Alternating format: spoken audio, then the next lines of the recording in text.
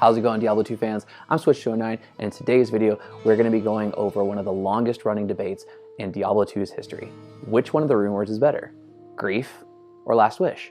And at the end of the video, we will come to a conclusive decision on which rune word would be best for certain situations, and an overall winner of which rune word is better. But keep in mind, this is just completely subjective as to what I would personally think. You might have a different feeling on this, as you may be using one rune word over the other, or you've been able to use both and you figured out within your build which one is going to be better for you. Before we go any further, let's go ahead and do some comment shoutouts from a previous video I did.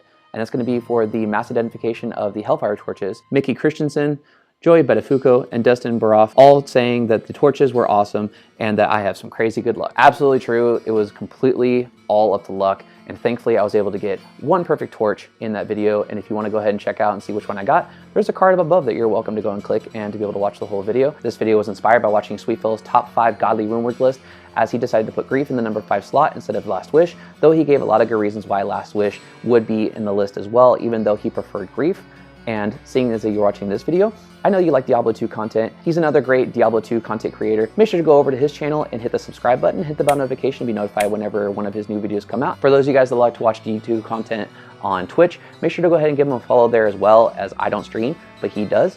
And as good as his videos are on YouTube, his streams are even better. He's very interactive with his chat. And he does take a lot of suggestions from people when they go ahead and leave him comments. And he also has really funny rewards that you guys are able to unlock. Like, for example, help him to not keep fat. Something that I'm thinking maybe in the future I'll try to actually unlock as he's trying to get to a boss, and see if he's going to actually try to click his way doing push-ups while he's trying to fight someone like Bale. Imagine him trying to actually go and try to wreck Bale while he's trying to do push-ups, and he has to be able to keep himself alive long enough as he sits back up to see if he actually did any damage. I might pull that on you next time I'll catch you on stream, because I've been able to see how long it takes for me to send something like that to you for you to be able to read it. So next time you're wrecking Bale, better watch out. With that said, let's go ahead and get into the video. Now I think you shall have your reward.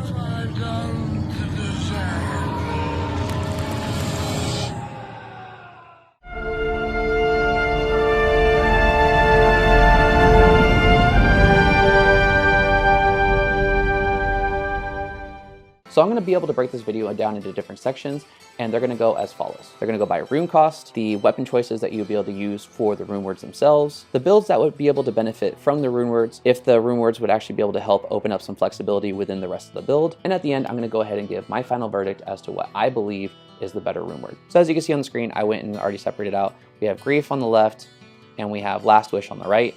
We're going to go ahead and talk about some of the key characteristics within the rune words to be able to understand why they are so special to so many people. And we're going to start with grief. So the main key components that people are really into as far as the stats that mean the most in grief are as follows: 30 to 40% increased attack speed, 340 to 400 extra damage, 1.875 per character level to demons, and 20% deadly strike. And there's plenty of other stats that are on the rune word. However, these are the ones that mean the most when it comes to utilizing a build and being able to enhance certain skills. And for Last Wish, the ones that are most important, despite that it is a huge stat stick, are as follows: 6% chance to cast level 11 Fade when struck, 10% chance to cast level 18 Life Tap on striking, level 17 Might Aura when equipped, 330 to 375% enhanced damage, 60 to 70% crushing blow. The two stats that are found on both items are ignore target's defense and prevent monster heal. Those are the only two things that they actually do have in common. I would include the magic find on Last Wish. However, there are so many other builds that are focused on magic finding that do not use Last Wish that are a lot more effective, that I just do not want to include it on this list. So the first thing we're going to go over is the rune cost for each one of the rune words, as that is very important as to when you would possibly be able to first be able to use this rune word and to be able to carry it on with you through the end game, because for at least the grief, you possibly, depending on how much you farm, would be able to get it in Hell before killing Bell, but more often than not, you're going to be able to get each one of these rune words after finishing the game, going into farming the Ubers and killing D-Clone, trying to get your character to level 99 while just hunting for your Holy Grail. So let's go ahead and look over what the rune costs are for each one of the rune words. So for grief, it's going to cost Eth Tier Low Mal Ral, and for Last Wish, it's going to cost Jaw Mal, Jaw Sir, Jaw Burr. So for this, I believe that the obvious winner is going to be grief, as it only has 2 particular runes that are a little bit hard to get, low obviously being a lot harder to get than Mal, but Mal being in a close second, and the rest of it you'll be able to get in normal Nightmare, and with the Last Wish needing 3 Jaws, a Burr, and a Sir. It is very obvious that this is a complete endgame type of rune word. So in this category, the grief wins. So the second category is going to be the weapon choices that you'll be able to make the rune words in, and they both share 2 particular classes of weapons that you'll be able to use, with Last Wish having one additional one. And what they share in common is swords, axes, and then Last Wish has hammers, despite that I have never seen anybody put a Last Wish into a hammer. But for this one, because it does have a little bit more of a variety of weapons, I would say that Last Wish wins this particular round. So the next thing is going to be the builds that would actually benefit from the rune words, and even though there's only 2 classes that really would be able to use them, the builds within the classes would be able to benefit greatly from each one of the rune words. And for that, you would have for grief, it would be the paladin with zeal and smite, and for the barbarian, you could have a whirlwind barbarian, frenzy barbarian, and depending on how you tailor the build, possibly a berserk barbarian. The next one's going to be for Last Wish. You could have a Frenzy Barbarian, which is actually what I'm currently using right now, and possibly, depending on if you are having your Mercenary do a lot of the work for you, possibly a Zealot, so that way you can actually use the life tap on Last Wish to be able to benefit in your advantage, as you are going to be striking constantly with Zeal. So in this case, from the builds that actually be able to benefit from the rune words, I would say that Grief does win in this round.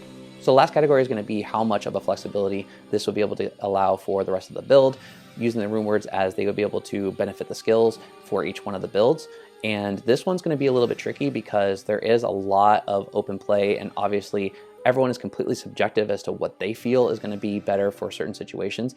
I'm just going to go over what I feel would be better, because there is a little bit of common ground for different types of builds that you would be able to have for each one of the rune words. However, there is a clear, distinct advantage with one over the other for certain situations. Let's go ahead and jump right into it. We're going to go with Last Wish first, because it is such a stat stick and it is incredibly beneficial for all of the things that could proc. So you have the 6% chance to cast level 11 Fade when struck, and the 10% chance to cast level 18 Life Tap on striking. This makes it to where, for example, I have right here Drax, where most people that would not have something that has life tap on it, whether it be a sword or a weapon or whatever the case is, they would have Drax when it comes to fighting someone such as Diablo clone, or when they're farming torches at the Ubers, because of the chance to be able to proc life tap, because they need to be able to have some kind of life leech for their build. And this allows you to be able to have that life tap on the weapon, as well as people usually will pre-buff with Treachery to be able to get the Fade to proc by standing in a fire pit or going and facing Eldritch and just being hit constantly. It's actually a lot faster to do that too, by the way. But they're able to get the Fade to proc, and you are able to save some of that effort by using Last Wish. So even with that alone, it helps with being able to open up a lot of different things for your build, and to make it to where you can focus on other aspects of this weapon. For example, you can focus on the fact, because it does have a high crushing blow chance, you'd be able to help enhance that with something like being able to use Goblin Toes, or you'd be able to use something like a Duress, even being able to use, G-Face, and just make it to where your crushing blow just is skyrocketing through the roof, because it is such a powerful thing at the very beginning of the health of whoever you are facing. And the reason Crushing Blow, I believe, has kind of a fade off of relevance when it comes to a build is because Crushing Blow works off of the health that the monster currently has, not the total health that they have, no matter where they sit, as far as how much you've been able to bring their health down. So for example, at the beginning of the fight, when the monster is at the fullest of health, you'll be able to start chunking away a lot of the life of the monster if you were to get Crushing Blow to proc. However, when it comes to the second half, even into the last quarter of their health, you're going to see a lot more minimal Crushing Blow effort, because of the fact that it takes a certain percentage off. It doesn't take a guaranteed number. And that's where I believe Crushing Blow kind of fades away of relevance when it comes to a build, because if you are able to have something that has a guaranteed number, at the very beginning it might seem a little bit minimal, but towards the end it really does play a huge effect. So in a way, I feel that these rune words, this right off the bat is going to be very beneficial. If we take away the like the fade and lifetime, we're only focusing on the crushing blow. This is going to be really beneficial for the first half of killing a monster, whereas when it comes to grief, the extra damage that is added to the base of the weapon. So for example, this is the perfect grief that I rolled for a video where I did 6 different griefs. This has 400 extra damage added to the base of the weapon. And that comes in huge handy because instead of having a certain percentage chunked off, you are able to get a certain number range chunked off. And when it comes to being able to get 20% chance of deadly strike, which is to double the damage. So to add the 400 to the lower end of the spectrum, which would be the 31, it would be 431, and then it would double to 862. And that would be able to take off a significant amount of health for any monster. And that's where I believe in the latter half, if you're able to get a build that is tailored towards Crushing Blow, if you have something like Grief, either on your main hand or on switch, and you're first able to get Crushing Blow to be super effective at the beginning, and then you switch it to when it starts to kind of fade away, and you have something that is able to get a certain chunk of life off of it, like an actual guaranteed number, not just a percentage, that's when it becomes more beneficial. So I'd say just for the idea of damage and Crushing Blow from each one of the weapons, this is definitely better at the beginning. This is definitely better towards the end. But the builds that usually are tailored around these weapons are going to be something like Enhanced Damage or Crushing Blow. It's not usual that there's going to be a lot of other builds that are centered around it because they are melee weapons and you need to be able to boost the damage of the weapons to be able to be beneficial. The difference in the two is that really plays a huge role depending on what build you're using is the increased attack speed that you find on Grief. For example, this again is being that it's perfect, it has 40% increased attack speed on it. And when I use my Frenzy Barb, this is a lot faster than this. Even though they're both phase blades and they both have very fast attack speeds, the increased attack speed is able to hit a lot more often. You have a weapon that is a lot faster that is able to do a lot more damage at the base level of the weapon itself. Now, when it comes to Last Wish, one of the things that's really beneficial not only for your build but for your mercenary is the level 17 Might Aura that you're able to give yourself and to your mercenary.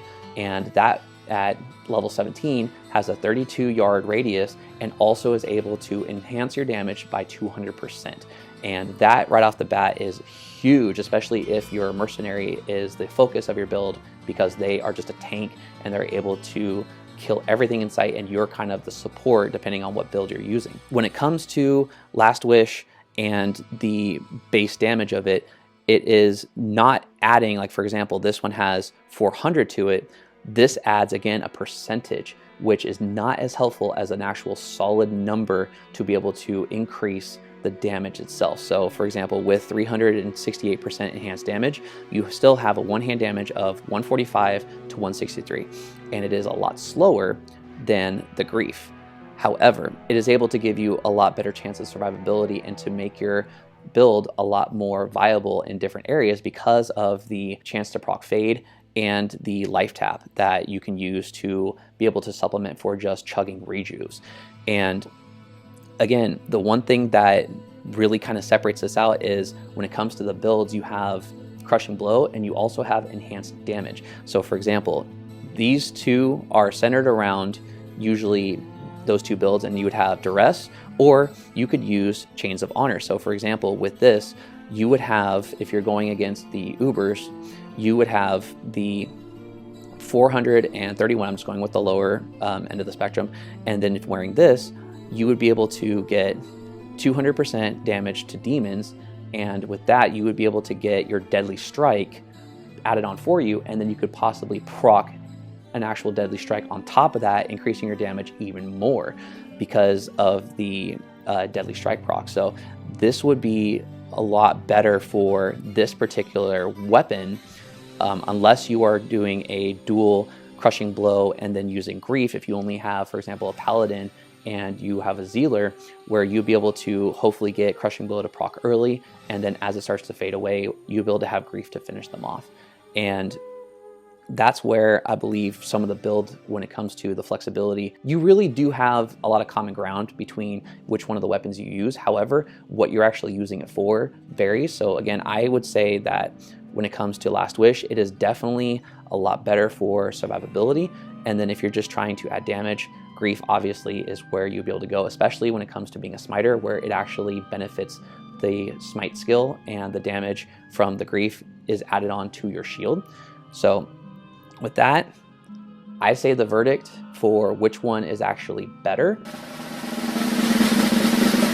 is going to be Grief, because it'll actually benefit a lot more builds and it is going to be a lot more powerful in the long run, because obviously the crushing blow that is already put on Last Wish is going to be very beneficial as far as the weapon, because crushing blow is not going to be based off of any kind of weapon damage. You could have 1 to 4, but if you have crushing blow on it, then you would be able to hack off a certain percentage of health off the monster, no matter what the actual base of it is. That's why the runeword black, when you're using it early for example, like a frenzy barbarian, is going to be super beneficial for your build, because it's just going to be able to hack off a lot of life. However, when it comes to builds that are centered around these rune words to help certain skills, you can obviously make a crushing blow setup and it would be able to be as effective, if not possibly more effective, depending on what you use for your build, with the rune word Grief. And that's why I believe the rune word Grief is going to outweigh the benefits that you would get on Last Wish, despite that it is very, very useful for survivability. When it comes to overall uses within the game and just what it would benefit, I do believe that Grief is going to be the most beneficial and the most usable rune word out of the two. And that's going to do it for today's video. I hope you guys enjoyed it. I know that it is, again, very subjective as to what I personally believe is the better rune word. You obviously might be able to use one rune word a lot more often and be able to use it a lot better for certain builds. But what do you guys think? Do you feel that the rune word Grief is a lot better than Last Wish? Or do you think that Last Wish is very underrated and underappreciated? Go ahead and leave your thoughts and opinions down in the comment section below. I'd love to be able to hear what you guys think and to get a good, fun discussion going in the comment section. Other than that, I hope you guys enjoyed the video. And if you like this video, please go ahead and hit the subscribe button, hit the bell notification, be notified whenever a new video comes out, because along with all of the other types of videos that I have on this channel, I do stay dedicated to making Diablo 2 content, and there's a Diablo 2 playlist that you guys can watch to see all of my newest videos, and there's a lot more coming in the very near future. And if you like this video, please go ahead and give it a like and a share, so that way we can get out to everybody to continue the fun conversation of which one of the two rune words is better. Other than that, I hope you guys are staying safe, and I'll see you in the next video. Take care.